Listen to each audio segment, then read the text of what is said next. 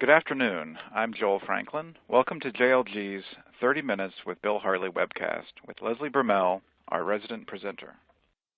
Bill may not need an introduction, but here's a short list of his many accomplishments. He is a 2-time Grammy Award-winning artist, recipient of a Lifetime Achievement Award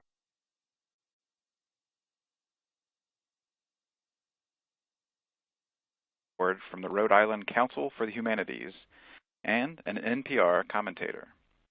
Bill's songs and stories paint a vibrant and hilarious picture of growing up, school, and family life. Before we hear from Bill, I have a few housekeeping items. Turn off pop-up blockers in your browser, as these may cause problems when viewing the webinar. If you're experiencing any technical problems, please use the Help button on the audience console, and the webinar tech team will get to you as soon as possible. If your screen becomes locked, try using F5 to refresh. If you're on a Mac, you can use Command R. Need credit? A certificate for continuing education credit is available in the certification folder. It will also be available in the archive presentation. If you have any questions or comments, send those in at any time via the red Q&A box. Please join our conversation on Twitter. You can tweet us at JRLibraryGuild and use the hashtag JLGWebinars. Leslie, I heard we might get to hear Bill play his guitar. That's right, Joel. We've had a special request to hear a song by Bill. But before we get to the singing part of this, let's talk with Bill about his book series, Charlie Bumpers. Welcome, Bill. I'm so happy to have you taken time out of your incredibly busy schedule to talk with us today. Will you tell us more about Charlie Bumpers? It's nice to be here in wherever we are, somewhere in cyberspace, I think, floating around. So the Charlie Bumpers series, the fifth one of the books just came out. It's about a kid in 4th grade. I have spent over the years a lot of time in schools. I've probably been in 2,500 elementary schools, and so the series kind of takes Charlie through the 4th grade year, and he has to deal with a lot of things that happen. It's very much reality-based. There's no dragons show up, and there are evil characters, but they're only the kind of evil characters that you and I might run into on a daily basis. And so each book kind of handles one problem that Charlie is dealing with. As we go through, and there's going to be 7 of them. So this is the 5th one that's just come out, with his Charlie Bumpers versus the Puny Pirates, which is about his experience with his soccer team. I love the first book in the series, The Teacher of the Year, which appeared in our intermediate category for Junior Library Guild, and I loved the School Library Journal review of it, a fast-paced, enjoyable first entry in this new chapter book series. You said there were going to be 7 books total? That's the plan, yes, unless they tie me down and make me write more, but that's what we're looking at. So I'm actually in the middle of, I just this morning started to do an edit of the 6th one, which is going to come out next fall. And then there'll be one. And then for a little bit at least, I'm going to stop thinking like a 4th grade boy, if I can do that. I don't know if I can now. But you do a 4th grade boy really well. Yeah, I'm afraid so. Picasso said everybody creates from a certain age, and I'm afraid I've been pegged here, so we'll see. Well, I've enjoyed them immensely. So I've just sent the slide out so that everyone can see what Charlie Bumpers looks like in the mind of Adam Gustafson. I love his art. He's done a really good job with all this, and the facial features and the expressions are fantastic. Yeah, Adam. I first actually worked with Adam on another book in Peachtree called Lost and Found, which is, he just did it's a picture book about a kid looking for his lost hat that his grandmother made. And it was just a natural fit and Adam is a very funny person himself. So I think he kind of encourages me as it goes along, but I'm really happy that he's doing the illustrations. That's really nice. We're going to see more of his illustrations in a minute. Let's take a quick look, and maybe you'll run us through each of the books real quick, because I know the Teacher of the Year, oh my gosh, the premise of that book made me laugh The fact that this poor boy ended up with a teacher that he hit in the head with something, right? With the sneaker. Sneaker. One editor somewhere, the book, like all books, there is a story in the book and then there's a story of the book, but some editor or somewhere said, "What is it with you and shoes?" The whole premise of the book is Charlie gets the one teacher that he does not want. When I thought about starting the whole series, if it was going to take him through fourth grade, I said, what would be the first thing a kid would have to deal with? And that kind of anxiety about who your teacher is it's a really big deal to kids. So he completely by accident hit the teacher. He was in third grade, hit a teacher in fourth grade teacher in the head with a sneaker. It just happened, and now, of course, he has her, and he's convinced that this is the end of the world. So already, the end of life as he knows it. Yes, and not only that, his best friend isn't in his class, and he has to sit in front of the unspeakable Samantha Grunsky. So it's a kind of a trifecta of things he has to deal with going into the year. I'm sorry. Go ahead. I'm sorry. No, I'm sorry. I interrupted you totally there. Out of all 5 of the books that are out right now, which one's your favorite one, or is it like your children? You have to. It is like my children. I'm glad you said that because I say that to kids all the time. It's one of the kids. It's one of the kids' first questions they ask is, "What is your favorite book?" And like I said, there's always this the story of the book and the story in the book, and there was the book has a long history, and there was really a lot of doubt whether the book would ever get published. So of course I have a certain fondness for the first one. Since that had its travels were the greatest, but I think in each one of them, I dealt with something that I kind of had to deal with, or some problem that. So I feel pretty close to all of them, and they are my children, and they're all looking at me and listening. So I'm afraid to say which one I like the best. So just out of curiosity, what teacher did you hit in the head with a shoe? None. I'm kidding. That's there's not. I could have done all those things. I should say that a friend of mine who is the principal of a elementary school, I've known her for 30 years, which says something about my age, I suppose, right off. Actually, maybe 40 years. I gave it to her to read, and she called up and she said, "Hey, Bill, nice autobiography." Oh.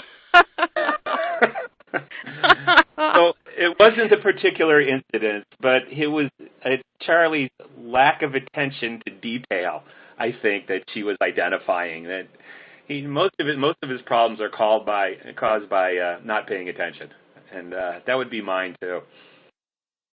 Well, we have an opportunity here to ask you a question about, besides being an amazing author and writing great books for kids, what else do you do?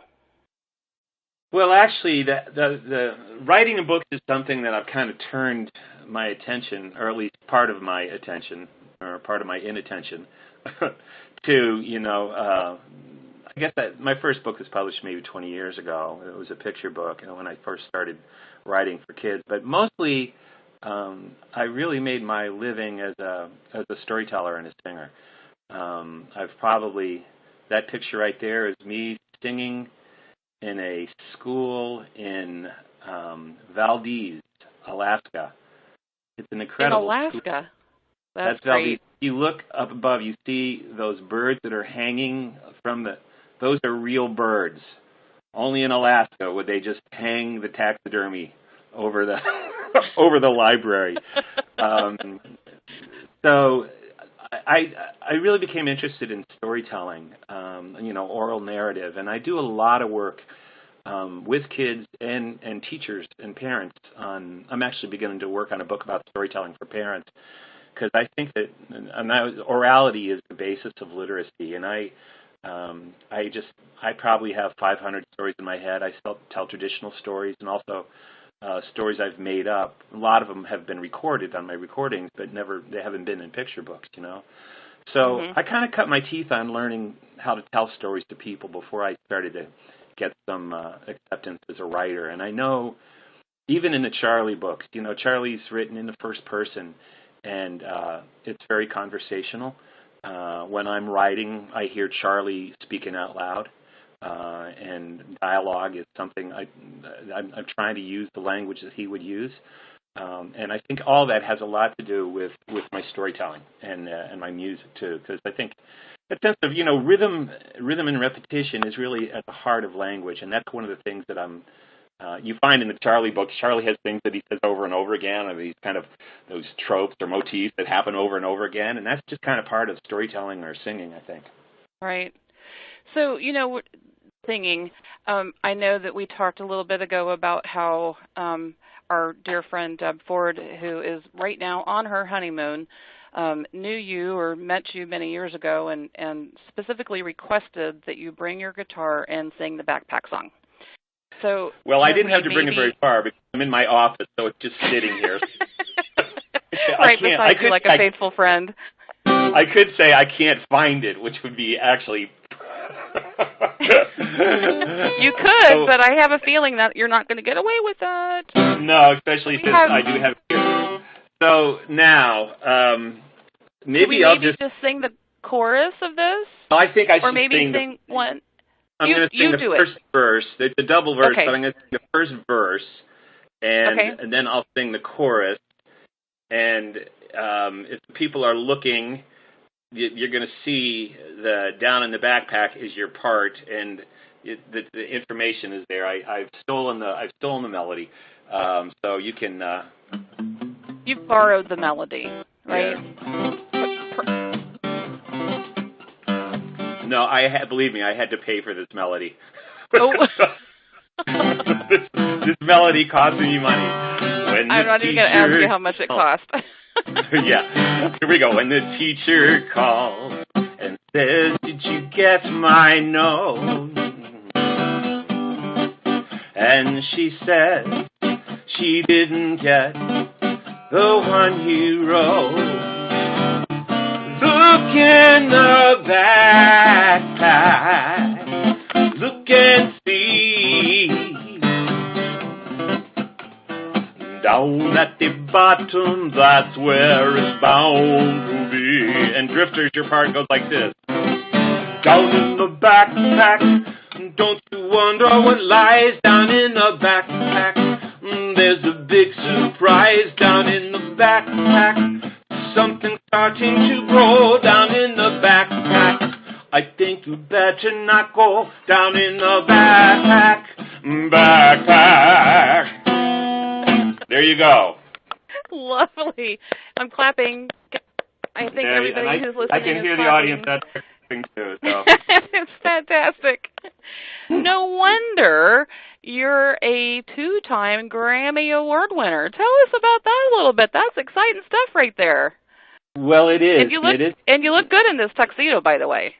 I do, and I want to tell you, they took a lot of pictures that made me look a lot worse. One of the years, I've actually been nominated 6 or 7 times in the children's category, and it was a surprise to even get nominated for me. Our recordings are it's our label. It's a little label.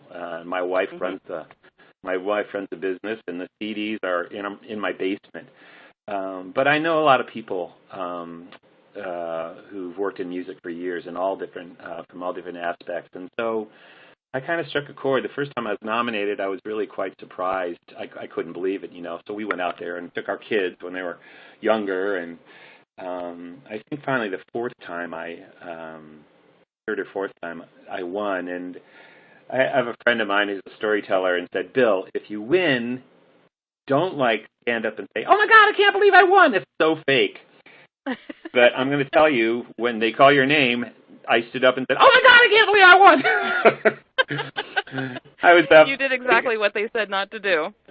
You couldn't help it. I was up, once I lost to Kermit, and once I lost to Oscar the Grouch, and once I lost to, I don't know, I lost to Tony Bennett or something, I don't know. But the year I won, Gwyneth Paltrow was nominated, and Ooh.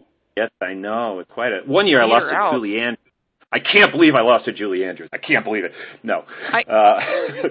But one of the reporters said, how does it feel to beat Gwyneth Paltrow? And I said, well, I guess it's not a beauty contest. And the next day, I was in Los Angeles, and I got a call from a friend of mine who said, Bill, you're in the Daily News or the Post or something, and it says Bill Harley, middle-aged balding storyteller Bill Harley said about beating Gwyneth Paltrow, I guess it's not a beauty contest. So that was my 15 minutes or 7 minutes of fame right there. But it was great. But honestly, the next morning, that was Sunday. The next morning, I was working on the floor with a bunch of kindergartners, and they didn't really care. It's a humbling event, isn't it? Yes, it is. It's always humbling. Yes. Yeah. Well, talking about kids, tell us a little bit more about how you got started. I think your mom had a little bit of influence in your life. Well, yeah, you don't realize that they did until all of a sudden later on you realize they did have, whatever. My mom was a writer, too. She did a lot of contract writing. She wrote for years for My Weekly Reader. I love those things. I know. She wrote the little stories, the little fiction stories on the back. And then for years, she actually was a teacher. She was a correspondence teacher for the Institute for Children's Literature. The page on the back of the magazine says, we're looking for people to write children's books. And we kind of gave her a hard time about it. But my mom, who was the stay-at-home mom, she said, you know what? This is a good course, and there are a lot of women who are at home who want to learn how to do something, and they're all better writers at the end, and some of them get published, and I am really proud of my work. So over the years, I grew, and not to mention that she was quite happy to edit my work. I say at the dinner table, we had a knife and a fork and a spoon and a napkin and a red marking pen for if our grammar was poor. I can see it my now. dad was an editor too, so anyway, she was very aware of what was going on in children's literature, so as I look back on it now, she had a huge influence on me. Well, I will tell you that Weekly Reader was one of the highlights of my day when those were coming out, and I'm it came every day and every week. Some of your mom's stories. You probably did. And it's like when I say Scholastic and all this Scholastic magazine, all the kids raise their hand. I said, well, it was like that, and they know right away what I'm talking about. So, talk about family support. Your family is actively involved in everything you do. Tell us a little bit about my wife, them. My wife Debbie does all. Our heads look kind of squished in that picture. That's exactly what we look like. There's something about like genetic. Anyway, my wife Debbie is really smart, except for marrying me. But and she does all the booking for my work, and we've got somebody else in our office, Michelle Eaton, who does for publicity and advanced work. So she does that quite a bit. Among a bunch of other things. And those are my two sons. They are little up there in the corner. I don't know. Is that you? I'm getting a beep. Are we all right? We are getting a beep, but I'm not sure. Yes, I think we're fine. Oh, you know what? It's probably somebody trying to call me, so I'm not going to answer. Thank that's you when they're that. Like 2 and 5, Down there, they're 29 and 32. And Noah actually is a really good writer and a translator. He's fluent in German and Spanish, and Dylan is a Montessori teacher, and is both of them play music too. So the curse has kind of been passed. As far as Dylan's telling stories. No, it's okay. Go ahead. Don't tell him stories, or do. He's stealing my stories. He worked at a summer stealing your summer, stories. and every afternoon he would come over and say, "Dad, tell me this one. I'm going to tell it tomorrow." So he's very quickly got a very large. He's got a large repertoire of stories that he's taken from his father, which I guess is in the tradition, And I think it's awesome. Yeah, that's at Horseneck Beach in southeastern Massachusetts, where we live, down in Westport. It's not very far from where we live. Well, your boys look very much like you. We were commenting when your pictures came over that Noah looks a ton like you in the picture where they're just young boys. Yeah, I know. He's rocking that mustache. I know. I'm sorry. Yeah, that's quite a mustache, and that's definitely the '80s. So hey, like tell us a little. I'm sorry. I said I look like a relief pitcher for the Oakland A's or something. I don't know. Anyway. You know what? Back in the day, that was a thing, right? No, it was. Yeah. So yeah. I think it's perfectly fine. Thank you. However, I'm gonna ask you about your extracurricular hobby here, because I find this fascinating. Yeah, I'm a beekeeper. I'm not a very good one. I have only a couple hives.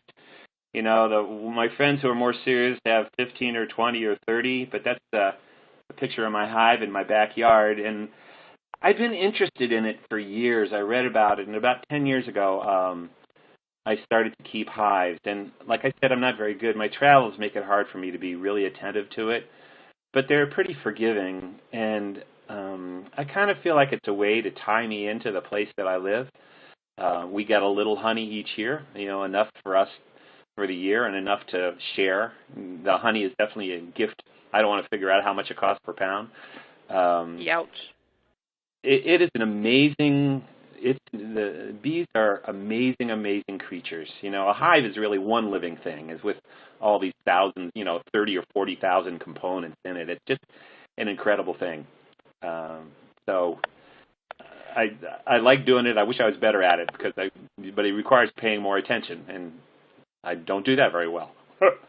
Well, I think this is a really cool and fascinating hobby, and I keep thinking that maybe I'd like to do this in my backyard too. But yeah, I'm not around much either, and there would be nobody to help me. Well, you know what? I should say for anybody, there are in every state there are beekeeper associations, and those people, and they do it. There's always a beekeeping school starting in late winter, and they are happy to get you going. So if you just search around, and it's not a whole lot of work. It's not like you have to be out there every day. A couple times a month you got to go out, and then in the spring and the fall pay attention. But they kind of take care of themselves, don't they? They basically. Speaking of, yeah. Huh? Go ahead. They do. I was going to transition us to your writing space, because there were several things about this grouping of pictures that I found rather interesting as well. And by the way, where is the hive behind the writing cottage? If you're looking at the writing cottage up on the top, it's actually about parallel with the photographer to the left. Mm-hmm. So it's not, the landowner's over there. Yeah, and I was just going to say I was ever so grateful that you took the time to tell us outside and inside. Michelle did that, but I don't know who I'm talking to. It's like we want to make sure. I love it. I think it's great. We live in an old farmhouse that we've done a lot of renovation on. It's built in 1890, and when the house was first built, this little building was put behind it, and the story that was told to us by the people we bought it from is it was actually a little cottage candy factory where they made and sold candy out of the back. We're about 8 or 9 miles from downtown Providence. We're in Massachusetts, and our road was kind of a main road. It's not anymore. And so I don't know much more about it than that, but it's where they made, they made candy and sold it out the front, sold it out the door. Does the smell linger at all?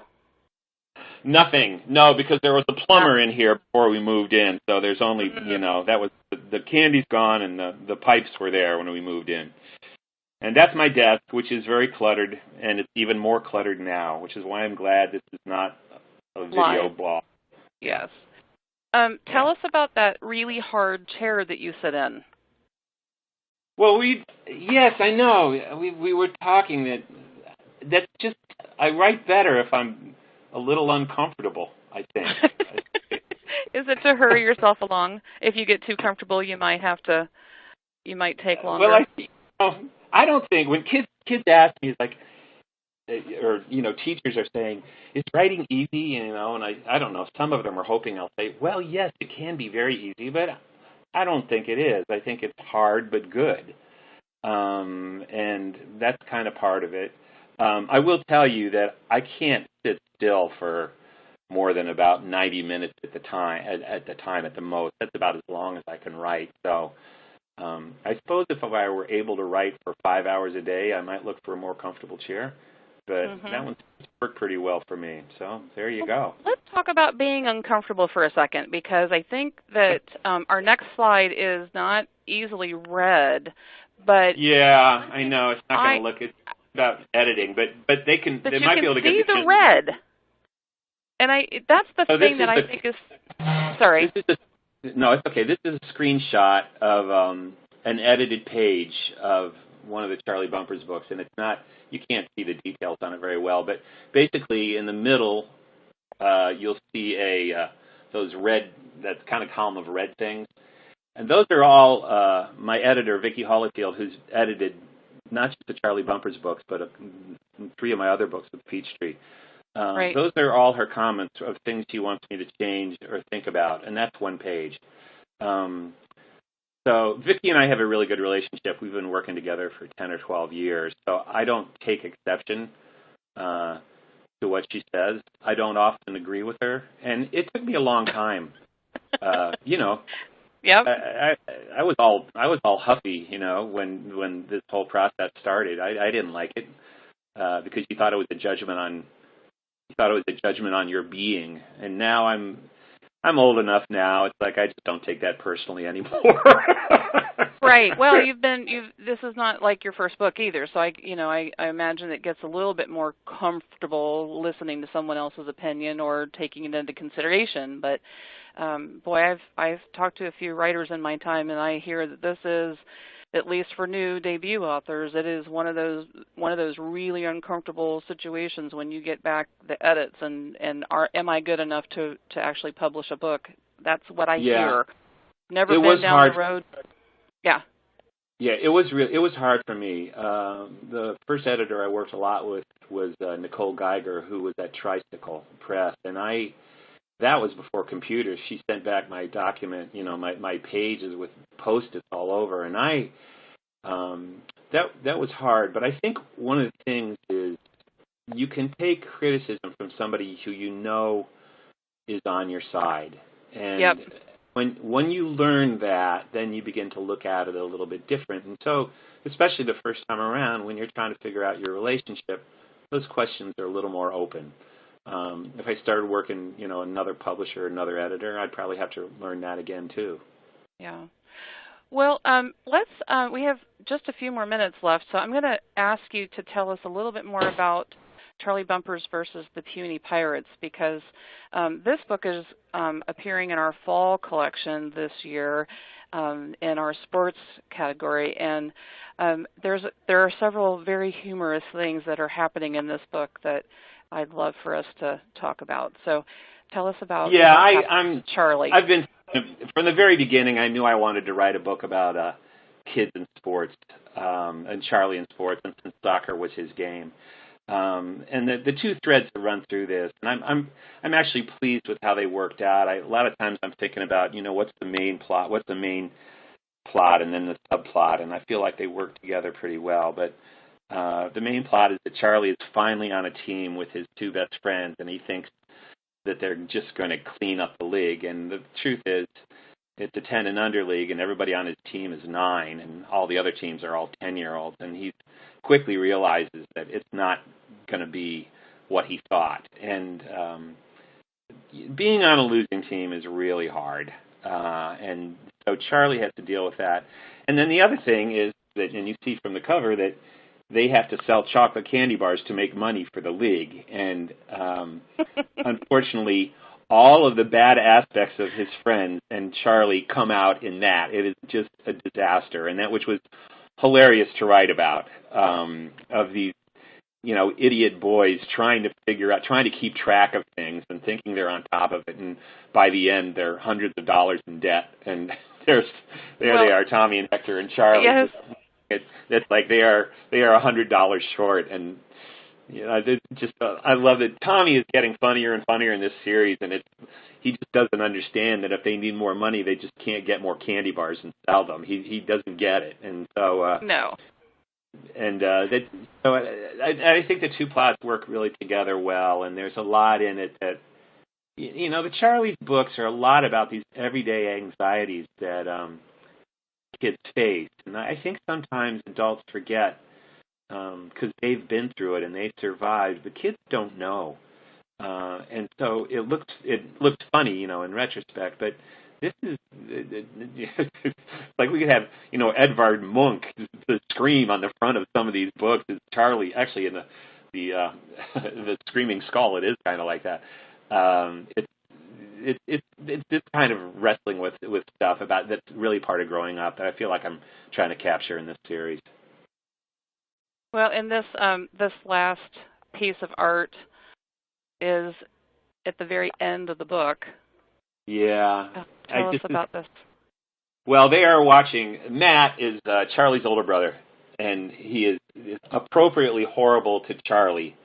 And he has made a video of Charlie's soccer season, and they're watching it after the last game. He's cut the whole thing together. And so you see that's Matt standing over there, and then there's Charlie's mom and dad. The next book I'm working at is a lot about Charlie's dad. There's Charlie right next to his mom, who is not happy about this video. Next to him is Hector, who is he's one of Charlie's best friends, who's a transfer student from Chile. And next to him is Tommy, who's Charlie's best friend. And Tommy just thinks he's on TV, it's fine. And next to the dad is Mabel, Charlie's younger sister, that he calls Squid. And she could threaten to take over the book. She's actually delightful to write for. And Adam said in one of his posts that he loves, of all the characters that he's drawn, Mabel, or the Squid, is his favorite. And you can kind of see her puckish nature. She's adorable. And what? I think people would buy Squid, and it would give you an opportunity to channel your inner female self. Yeah. Well, I think she could. She is a riot. She really is. One of the best things is when you discover, and Matt's a riot too. When you really know their personalities. Yeah. If your personality's strong, then you put them in a situation, and you kind of know what's gonna. You can see the problems that are going to arise, and almost every one of these people in this picture has that in them. I think that they're going to have different take on any situation. So they are a lot of fun. And speaking of fun, we have completely used up all of our time, Bill, and I can't thank you enough for spending the time with us today and telling us more about Charlie Bumpers and some of the things behind the scenes in your life. If you'd like to bring Bill to your school for an author visit, please contact Debbie Block, that's Bill's wife, at debbie@billharley.com. And also, we're so very pleased that Bill's publisher, Peachtree Publishers, has sponsored a book giveaway for today's webinar. Peachtree will be randomly selecting winners from our pool of registrants. If you win, and I hope you do, you'll receive your prize, either a paperback edition of the very first book in the series, Charlie Bumpers versus the Teacher of the Year, or a series bookmark in the mail in the next few weeks. Good luck, everyone. Please remember to check our website after the webcast for a post-presentation blog, and you'll also find a list of all the books with links to their book detail pages. And remember to look in our Fall 2016 Live Binder for links and resources to all of these and many other forthcoming titles. Joel? Also, please join us next month on October 3rd at 3 o'clock Eastern, when author Jeff Strand joins Leslie for a season-specific webcast titled Zombies, Ghosts, and More Creepy Tales. You won't want to miss it. Thanks again, Bill, for a fun visit and a behind-the-scenes look at all you do. We also want to thank our participants for joining us today. If you'd like to know more about JLG and its services or our new categories, Contact your account rep or send an email to sales@juniorlibraryguild.com. Tomorrow, you'll receive an automatic email regarding today's webinar. If you follow the link, you can watch the archived webinar and print your certificate of attendance after 10 minutes of viewing. Until next time, thanks again for joining us today, and happy reading.